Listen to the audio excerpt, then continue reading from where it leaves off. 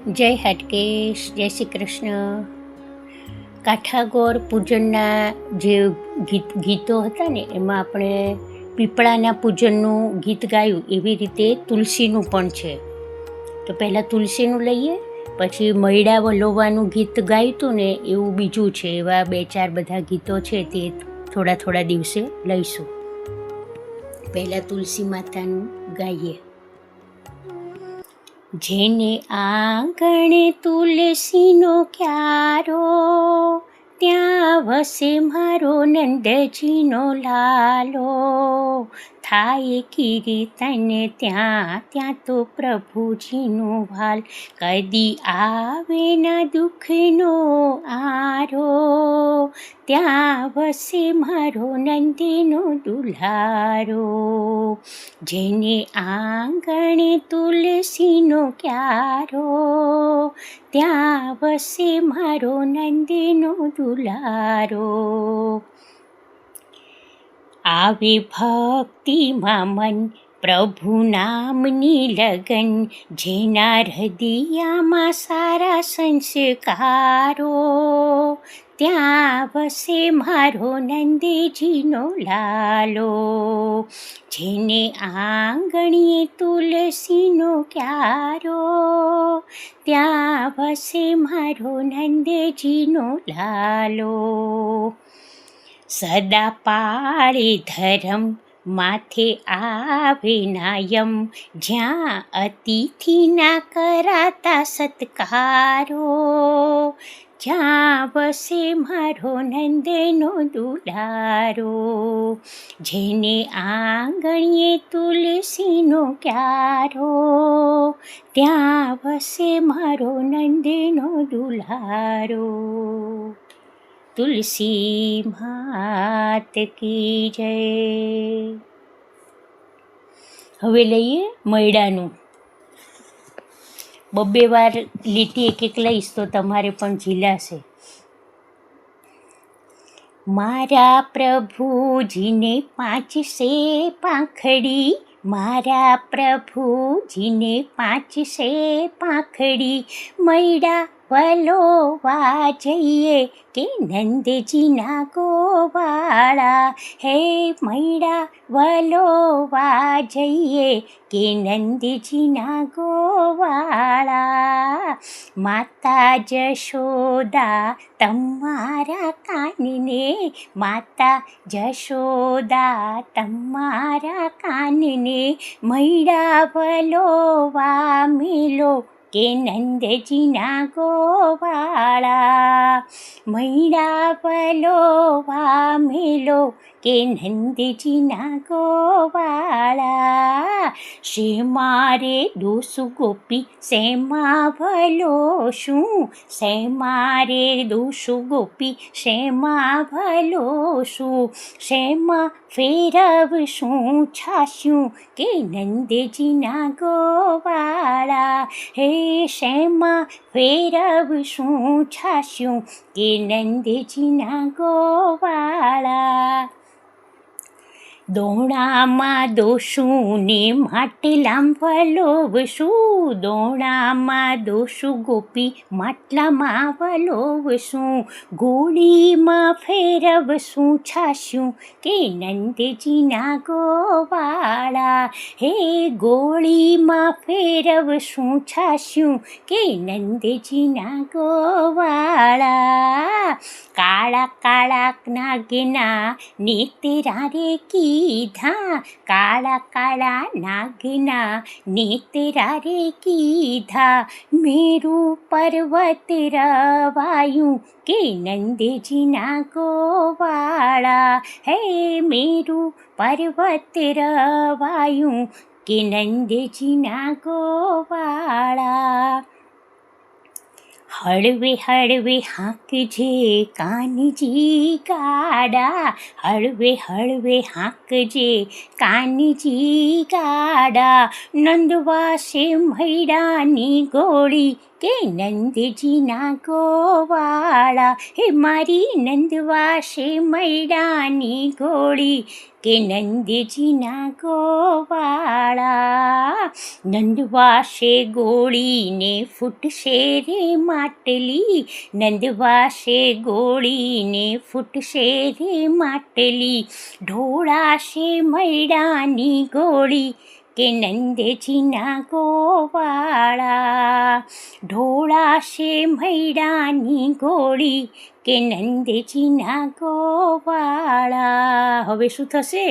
એ ફૂટશે રે માટલીને ઢોળાશે મૈડા, ફૂટશે રે માટલીને ઢોળાશે મૈડા, ભીંજાશે નવરંગ સાડી, કે નંદજીના ગોવાળા, હે મારી ભીંજાશે નવરંગ ચુંદડી, કે નંદજીના ગોવાળા. સાસુ ખીજાશે મારી નણદી ખીજાશે, સાસુ ખીજાશે મારી નણદી ખીજાશે, એટલું કીધું ને કાન રીસાઈને ચાલ્યા, એટલું કીધું ને કાન રીસાઈને ચાલ્યા, જય વન રાવણ વસ્યા, કે નંદજીના ગોવાળા. એ તો જઈને વન રાવણ વસ્યા, કે નંદજીના ગોવાળા. હવે ગોપીઓ ચિંતામાં પડી કે હવે શું કરીએ, આ કાનને તો ખોટું લાગ્યું. હવે એ આગળ દેરાણીને પાછળ જેઠાણી, આગળ દેરાણીને પાછળ જેઠાણી, કાને મનાવા જાય, કે નંદજીના ગોવાળા, હે કાને મનાવા જાય, કે નંદજીના ગોવાળા. 8-10 ગોપીઓ ભેળી મળીને, 8-10 ગોપીઓ ભેળી મળીને, કાન મનાવી લાવ્યા, હે ભેળા મળીને છાશું પીધી, કે નંદજીના ગોવાળા, હે છાશુની છોડો ઉડાડી, કે નંદજીના ગોવાળા. કૃષ્ણ કનૈયા લાલ કી જય. હવે થાળ લઈએ. જમવા પધારો પ્રભુ કેટલીક વાર છે, જમવા પધારો પ્રભુ કેટલીક વાર છે, આવી જાઓ રસોઈ તૈયાર છે, આવી જાઓ રસોઈ તૈયાર છે, જમવા પધારો પ્રભુ કેટલીક વાર છે, ભલી ભલી જાતના તેજાના નાખ્યા, ભલી જાતના તેજાના નાખ્યા, શ્રીખંડ પૂરી તો જુઓ કેવા મજેદાર છે, શ્રીખંડ પૂરી તો જુઓ કેવા મજેદાર છે, આવી જાઓ રસોઈ તૈયાર છે, આવી જાઓ રસોઈ તૈયાર છે, મરી મસાલા નાખી શાક બનાવ્યા, મેં તો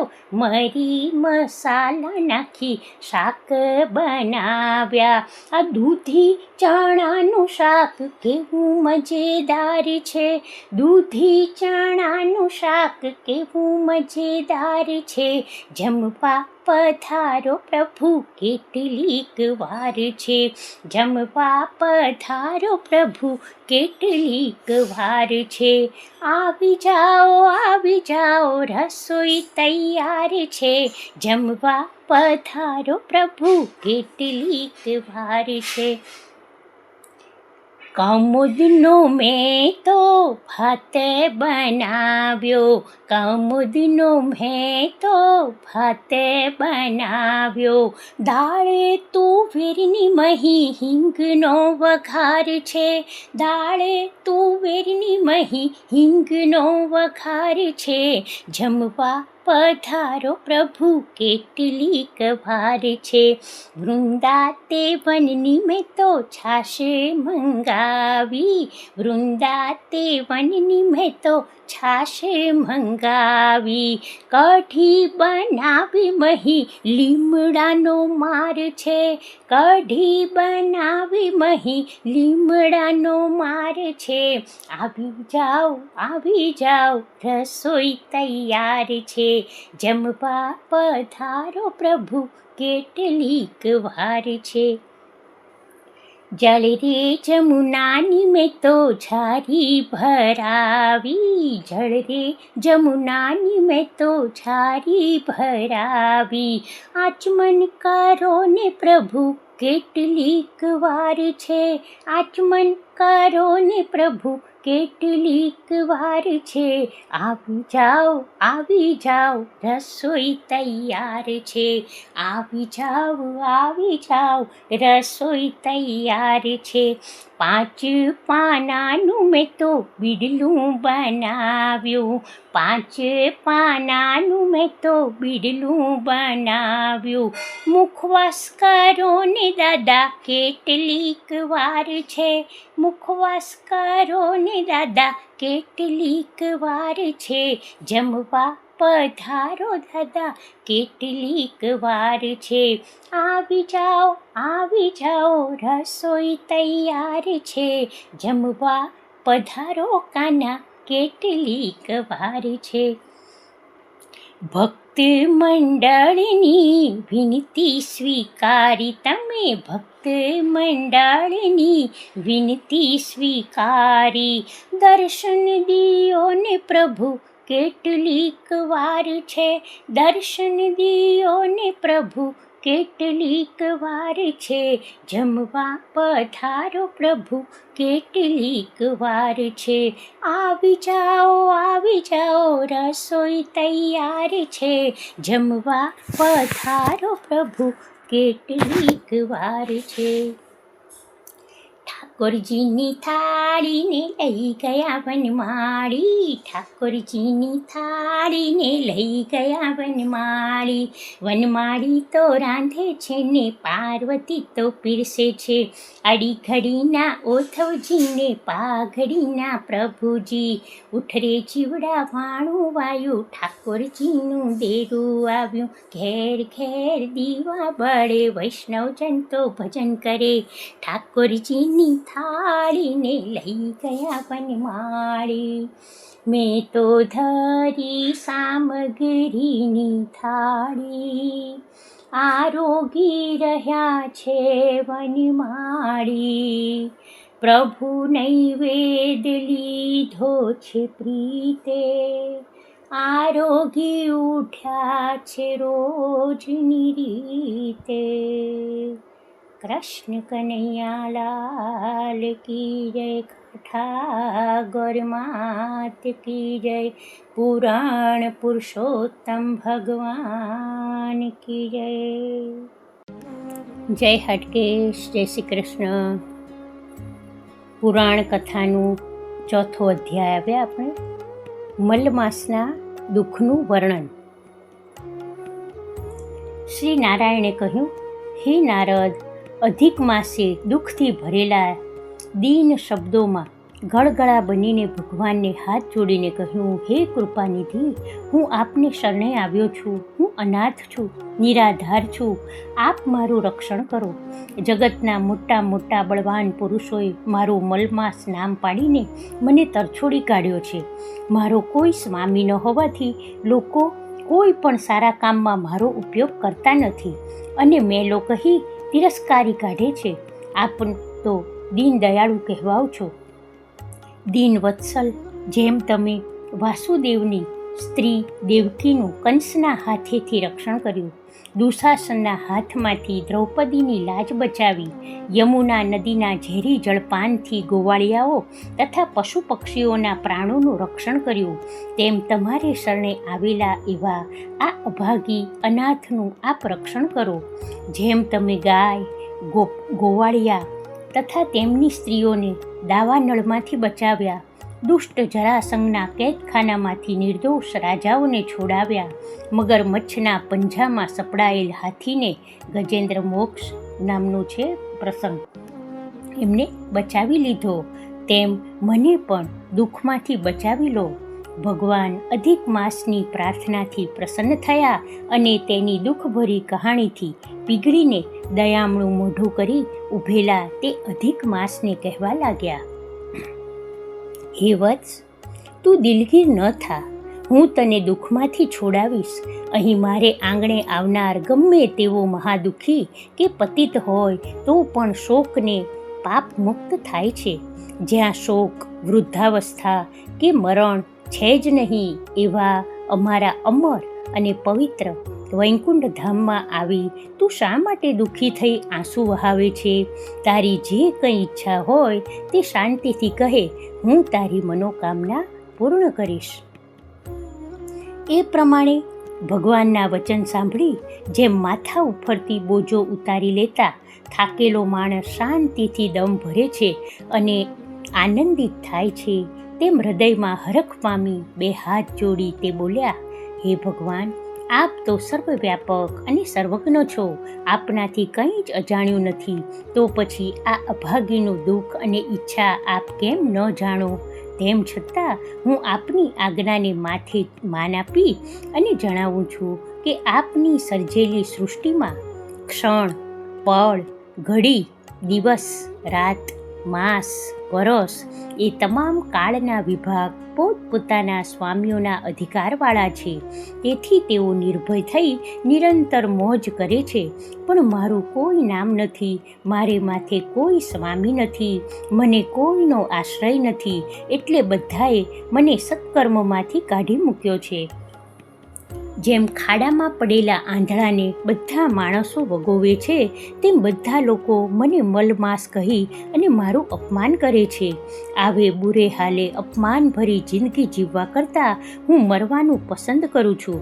આપ દુઃખીના દુઃખને દૂર કરનારા, દીનદયાળ, ભક્તવત્સલ, પરદુઃખ ભંજન વગેરે નામે વેદ પુરાણમાં પ્રસિદ્ધ છો.